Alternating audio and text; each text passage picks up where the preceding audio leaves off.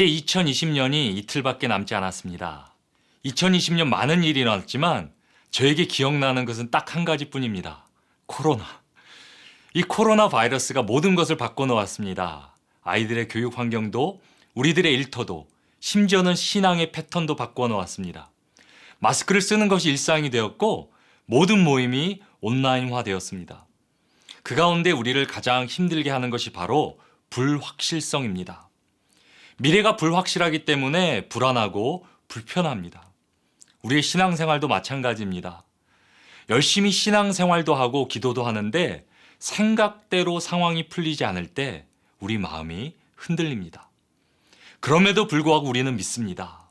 하나님의 뜻은 완전하고 우리를 통해 놀랍게 역사하실 것을 우리는 믿습니다. 말씀으로 여는 행복한 하루, 오늘 본문의 키포인트를 이렇게 잡아보았습니다. 하나님은 우리를 통해 더 많은 영혼이 구원받기를 원하십니다. 먼저 오늘 본문 베드로후서 3장 1절에서 4절 함께 읽어보도록 하겠습니다. 사랑하는 자들아, 내가 이제 이 둘째 편지를 너희에게 쓰노니 이 두 편지로 너희의 진실한 마음을 일깨워 생각나게 하여 곧 거룩한 선지자들이 예언한 말씀과 주되신 구주께서 너희의 사도들로 말미암아 명하신 것을 기억하게 하려 하노라. 먼저 이것을 알지니 말세에 조롱하는 자들이 와서 자기의 정욕을 따라 행하며 조롱하여 이르되 주께서 강림하신다는 약속이 어디 있느냐? 조상들이 잔 후부터 만물이 처음 창조될 때와 같이 그냥 있다 하니. 오늘 본문은 초대교회 성도들이 가지고 있었던 신앙 갈등에 관한 내용입니다. 성령 임재 이후 초대교회는 부흥을 경험합니다. 예루살렘을 넘어 많은 지역에 복음이 전파되고 그리스도인들이 일어납니다. 그러는 와중 많은 그리스도인들이 믿음을 지키기 위해 순교를 당했고 핍박은 계속되었습니다.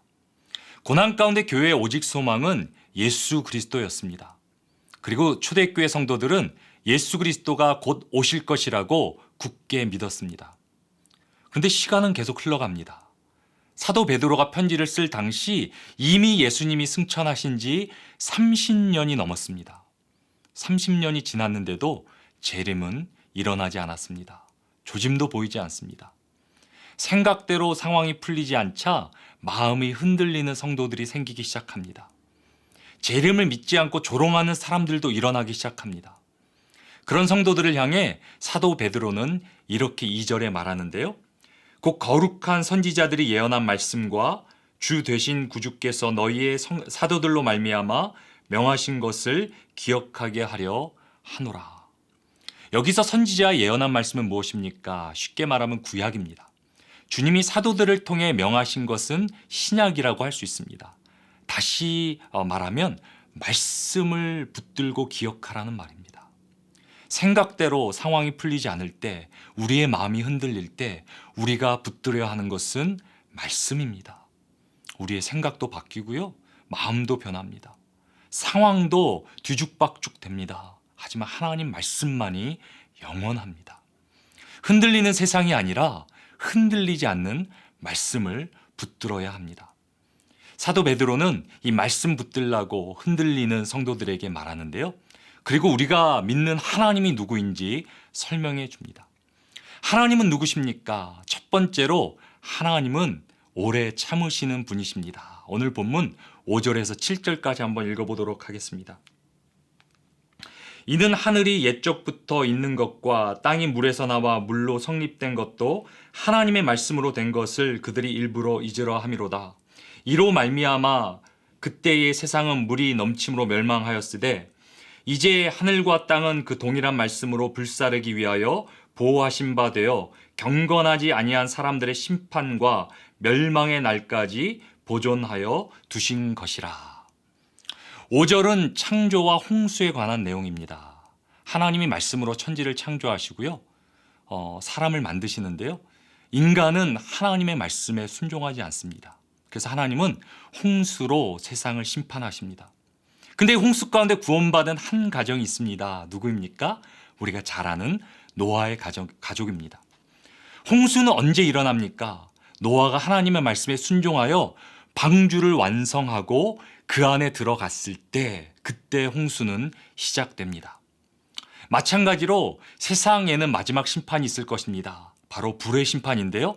그리고 언제 그 심판이 일어납니까? 하나님의 백성들이 예수 그리스도라는 방주에 다 들어갈 때 그때 마지막 심판은 시작될 것이라고 사도 베드로는 말합니다. 구원받는 숫자가 채워질 때까지 하나님은 참으시고 인내하시고 하늘과 땅을 보호하시고 보존하시는 것입니다. 지금도 우리 하나님은 죽어가는 영혼들이 예수 그리스도라는 방주 안으로 들어오기를 기다리십니다. 아직 심판이 일어나지 않는다는 말은 무엇입니까? 아직도 구원받을 영혼들이 남아있다는 말입니다. 오늘 하루 우리 가족들을 돌아봤으면 좋겠습니다. 우리 주위를 돌아봤으면 좋겠습니다. 선교지의 선교사님들을 위해 기도해 주시기 바랍니다. 우리 하나님은 참고 기다리시는 분이십니다. 두 번째로 우리 하나님은 어떤 분이십니까? 하나님은 완전하신 분이십니다. 8절 같이 한번 읽어보도록 하겠습니다. 사랑하는 자들아, 주께는 하루가 1000년 같고 1000년이 하루 같다는 이 한 가지를 잊지 말라. 이 구절은 시편 90편에 나오는 모세의 기도 중 나오는 한 대목인데요. 모세는 사람을 하나님과 비교하며 티끌 같은 존재라 그렇게 말합니다. 그래서 하나님 은혜 아니면 인간의 어떤 노력도 무너질 것이라고 모세는 고백합니다. 하나님의 생각은 우리와 같지 않습니다. 하나님은 완전하십니다. 하나님은 시간을 초월하시고 모든 지혜와 능력이 충만하십니다. 만약에 재림이 늦어지는 것 같이 느껴진다면, 기도의 응답이 더딘 것 같이 느껴진다면 우리가 하나님의 뜻을 깨달지 못하기 때문일 것입니다. 하나님은 어떤 분이십니까? 하나님은 완전하신 분이십니다. 이제 마지막으로 하나님은 어떤 분이십니까? 하나님은 큰 은혜를 베푸시는 분이라 사도 베드로는 그렇게 말합니다. 오늘 본문 9절 같이 한번 읽어보겠습니다. 주의 약속은 어떤 이들이 더디다고 생각하는 것처럼 더딘 것이 아니라 오직 주께서는 너희를 대하여 오래 참으사 아무도 멸망하지 아니하고 다 회개하기에 이르기를 원하시느니라. 주님의 재림은 더딘 것이 아니었습니다. 하나님의 뜻과 계획은 완전하십니다. 하나님 말씀은 반드시 성취됩니다. 주님의 재림이 더딘 것이 아니라 하나님의 은혜가 큰 것입니다. 하나님은 지금도 오래 참으시고 아무도 멸망하는 것이 아니라 다 회개하여 하나님 백성 되기를 원하십니다. 우리 하나님 어떤 분이십니까? 우리 하나님은 우리 가운데 큰 은혜를 베푸시는 분입니다. 혹시 기도 응답이 늦어져서 마음이 힘든 분들이 계십니까?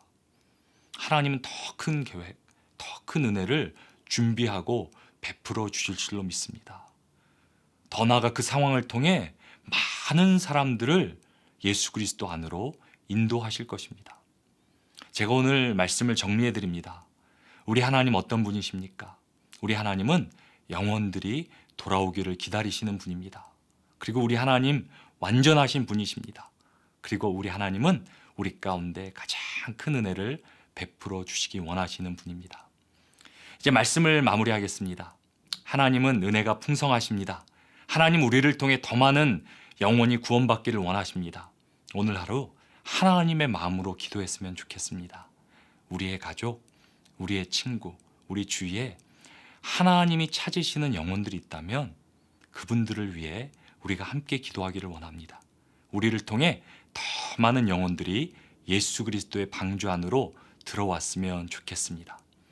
오늘 하루도 이 하나님 말씀 붙들고 축복의 통로로 살아가시기를 주님의 이름으로 축원합니다. 함께 기도하겠습니다.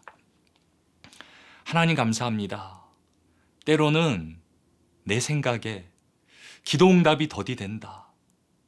왜 상황이 바뀌지 않을까 고민도 하고 때로 마음도 흔들립니다. 그러나 이 시간에 말씀에 붙들어 선포합니다. 하나님은 완전하십니다.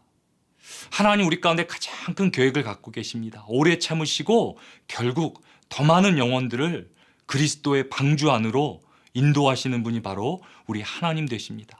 그 하나님을 믿습니다. 우리가 그 하나님 마음을 가지고 더 많은 사람들에게 그 하나님의 은혜를 전하기를 원합니다. 특별히 우리의 가족 중에, 우리의 친구 중에, 우리의 주위에 하나님을 아직도 모르는 사람들이 있다면 나를 통해 하나님의 은혜가 전파되는 하나님의 놀라운 역사를 우리의 삶으로 경험케 하여 주시옵소서. 감사드리며 예수 그리스도 이름으로 기도드립니다. 아멘.